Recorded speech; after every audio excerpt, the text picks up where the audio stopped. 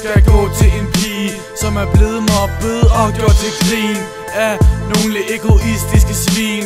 Hun har selv været en af dem. Hun rettede op på det og prøvede at få en ven. Hun er blevet drillet og tænkte, ja fuck dem, det ordner sig en dag. Hun var bare ikke lige deres smag. Alt gik i lort, ikke som hun troede. Tankerne fløj rundt inde i ens hoved. Det var ikke sådan, at hun troede om denne store jord, som vi kalder en klode. Det hele blev skidt, hun blev mobbet for tit. Til sidst var hun slidt, og hvad skulle hun gøre?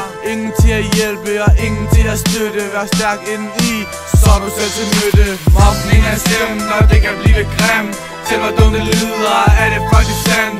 Folk går i stykker og sviner folk til med grimme ord.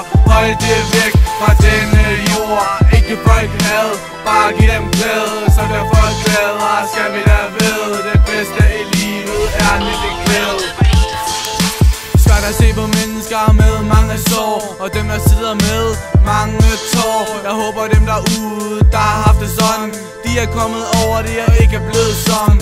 Dem der mobber har ofte prøvet det samme. Bare vær stærk og ikke bliv bange. Tænk på de mennesker du nemlig kendte. En dag skete det, at deres personlighed vendte. Sådan mit dejlige liv vendte. Synes du skal leve livet med en rigtig ven. En som du ved, du virkelig kan kende. Tankerne giver jeg til dem, der lider hver dag. Fordi man mobning er en hård sag. Folk er begyndt at gøre ting ved sig selv, som man virkelig ikke kan kalde held. Mobning er slemt, og det kan blive grimt. Selv hvor dumt det lyder, er det faktisk sandt. Folk går i stykker og sviner folk til med grimme ord. Hold det væk fra denne jord. Ikke folk had, bare giv dem glæde. Så bliver folk glade, skal vi da ved. Det bedste i livet er nemlig glæde.